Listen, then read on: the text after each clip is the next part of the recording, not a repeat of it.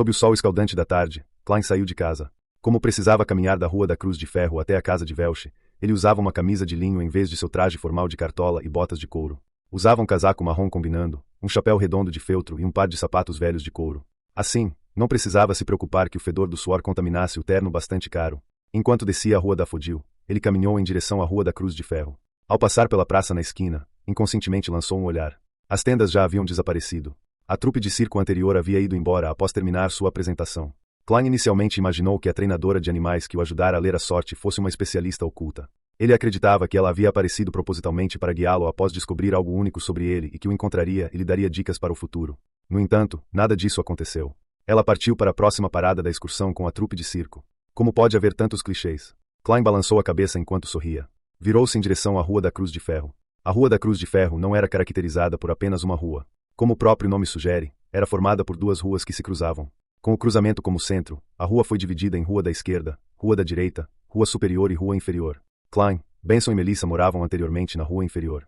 No entanto, os moradores de seu antigo apartamento e da região não consideravam a região como Rua Inferior. Em vez disso, criaram o termo Rua do Meio. Com isso, estabeleceram uma clara diferença entre os moradores locais e os pobres que moravam a 200 metros da rua. Lá, um quarto era ocupado por 5 ou 6 pessoas, às vezes até 10. Klein caminhava pela periferia da Rua da Esquerda enquanto deixava sua mente devagar. Lembrou-se do caderno da família Antígono e de como ele havia desaparecido. Pensou em sua importância para os falcões noturnos e nas mortes que resultaram dele. Seu coração lentamente ficou pesado enquanto seu rosto ficava pálido. Naquele momento, uma voz familiar soou. Rapaz! Klein virou a cabeça, curioso, e se viu na entrada da padaria Smirin. A senhora Wendy, de cabelos grisalhos, o cumprimentava com um aceno e um sorriso caloroso. Você não parece muito feliz? Wendy perguntou cordialmente. Klein esfregou o rosto e disse, um pouco. Independentemente das suas preocupações, o amanhã sempre chegará, disse a senhora Wendy com um sorriso. Aqui, experimente meu chá gelado doce recém-criado. Não tenho certeza se agrada ao paladar dos moradores locais. Moradores locais? A senhora não é uma delas, senhora Smirin. Klein balançou a cabeça, divertido. Experimentar algo significa que é grátis, certo? Wendy Smirin ergueu um pouco o queixo e disse, você acertou. Na verdade, sou sulista. Vim para Tingen com meu marido, mas isso foi há mais de 40 anos. Naquela época, Benson ainda não tinha nascido. Nem seus pais se conheciam. Sempre fui um pouco desacostumada com as preferências alimentares dos nortistas e sempre sinto falta da comida da minha cidade natal. Sinto falta de linguiças de porco, pão de batata, panquecas assadas, legumes fritos em banha e carne assada com molhos especiais. E também sinto falta do chá gelado doce. Klein abriu um sorriso quando ouviu isso. Senhora Smirin, este é um assunto que me deixa com fome. Mas me sinto muito melhor. Muito obrigado. Iguarias sempre curam a tristeza. Wendy lhe entregou uma xícara com um líquido marrom avermelhado. Este é um chá gelado doce que fiz de acordo com minhas memórias. Experimente e me diga se está bom. Depois de agradecer, Klein tomou um gole e percebeu que se assemelhava ao chá vermelho gelado da terra. No entanto, não era tão estimulante. O sabor do chá era mais forte e refrescante. Ele expeliu instantaneamente o calor trazido pelo sol escaldante. É excelente, ele maravilhou-se. Isso me tranquiliza. Wendy sorriu com os olhos semicerrados enquanto o observava terminar a xícara de chá de forma cordial. Depois de conversar com a senhora Smirin sobre sua mudança, Klein retornou à rua com a qual estava mais familiarizado. Havia muito menos vendedores ambulantes à tarde. Eles se reuniram novamente depois das 5:30. Os que ficaram pareciam sonolentos e apáticos. No momento em que entrou na área, o coração de Klein de repente se sentiu tomado pela escuridão. Seu coração ficou pesado, abatido e sombrio por uma razão inexplicável. O que está acontecendo? Ele sentiu intensamente que havia algo errado consigo mesmo. Parou imediatamente e observou o ambiente, mas não viu nada de estranho.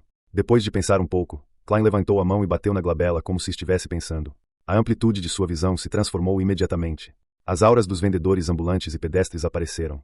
Antes que Klein pudesse observar as cores da saúde deles, sua atenção foi desviada para as cores que representavam tristeza. Ele não conseguiu determinar os pensamentos exatos do observado, mas a impressão desanimada, apática e sombria estava profundamente gravada em seu coração. Ao examinar a área, ele percebeu que nem mesmo o sol conseguia dispersar aquelas cores escuras. Era uma sensação de tristeza que os contaminava devido a anos de repressão. Ao ver isso, Klein entendeu imediatamente o motivo. Como disse o velho Neil, ativar sua visão espiritual o levava facilmente para ambientes desconhecidos e o deixava desconfortável. Também era fácil para ele ser afetado pelas emoções dos outros. Um princípio semelhante poderia ser aplicado a uma habilidade como a percepção. Esta foi uma habilidade que ele obteve sem prática adicional após se tornar um vidente. Era um sentido passivo que não podia ser recusado. Permitia que ele sentisse diretamente a existência de qualquer coisa anormal. Era inevitável que houvesse um nível de interação ao perceber as coisas. Portanto, aos olhos além de alguém como médium espiritual, a intensidade da percepção de todos é clara. É como um fogo na noite. Portanto, Pessoas com alta perceptividade eram naturalmente afetadas pela atmosfera intensa de qualquer coisa anormal. Só era possível praticar repetidamente para compreender, controlar e se adaptar a tais resultados. Uma cortão reprimida provavelmente se forma ao longo de longos períodos de tempo, certo? Klein suspirou enquanto balançava a cabeça, sentindo-se um tanto afetado. Ele bateu na glabela 2 vezes mais e tentou arduamente convergir sua espiritualidade. Klein caminhou em direção ao apartamento e procurou por qualquer existência anormal ou pequenas conexões, enquanto também procurava pelo caderno da família Antígono que ele havia escondido. As ruas estavam as mesmas de sempre. Havia água suja e lixo espalhados pelas ruas. A situação só melhorou quando ele chegou à entrada do apartamento. Klein empurrou a porta entreaberta e circulou o primeiro andar na escuridão que a luz do sol não alcançava. As escadas de madeira rangiam constantemente enquanto ele subia. O segundo andar estava tão escuro como sempre. Klein liberou sua percepção e olhou para a escuridão. Entretanto, ele não só não conseguiu descobrir nenhuma pista sobre seu caderno, como também não conseguiu ver nenhum corpo espiritual invisível. Se é tão fácil encontrá-los, a maioria das pessoas comuns não teria percebido a existência de coisas extraordinárias. Klein suspirou, refletindo. Ele já havia compreendido que a maioria dos espíritos não existia na forma de corpos espirituais, mas sim na forma de espiritualidade. Somente um médium espiritual poderia se comunicar efetivamente com eles. Depois de dar uma volta pelo terceiro andar, Klein saiu do apartamento e refez os passos de sua memória em direção à casa de Welch. Ele caminhou por 1 hora inteira, mas não descobriu nada pelo caminho. Parado do lado de fora do bangalô ajardinado, Klein olhou para o prédio através dos portões de ferro trancados e murmurou para si mesmo. Não preciso revistar a casa do Welch. Preciso? O capitão e a Madame Dali devem ter feito uma busca minuciosa no lugar. Além disso, eu não tenho a chave. Eles não podem esperar que eu escale as paredes, né? Vou tentar outro caminho amanhã. Eu andei muito hoje, mas não há nenhuma classificação de contador de passos. Enquanto satirizava, Klein retornou ao distrito vizinho. Ele planejava pegar uma carruagem pública até a empresa de segurança Espinho Negro para recuperar sua cota diária de 30 balas. Precisava aproveitar seu tempo e praticar. A falta de meios ofensivos rápidos e eficazes de um vidente só poderia ser compensada com seu revólver e bengala.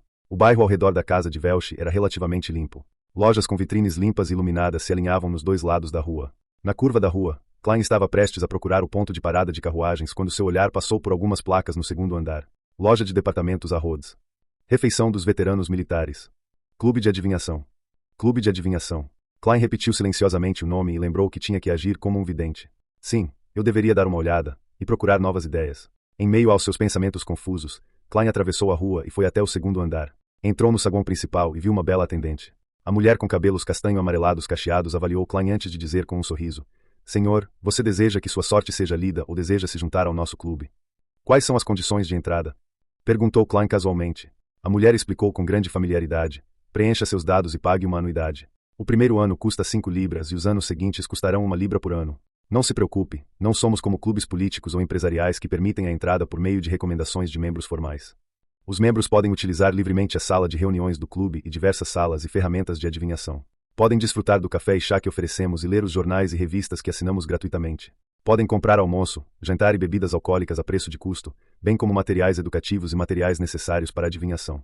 Além disso, convidamos pelo menos um famoso vidente para dar palestras todo mês para responder a quaisquer perguntas. O mais importante é que você pode encontrar um grupo de amigos com os mesmos hobbies e trocar ideias com eles. Parece muito bom, Was. Eu não tenho dinheiro. Klein deu um sorriso autodepreciativo antes de perguntar. E se eu quiser que me leiam o futuro?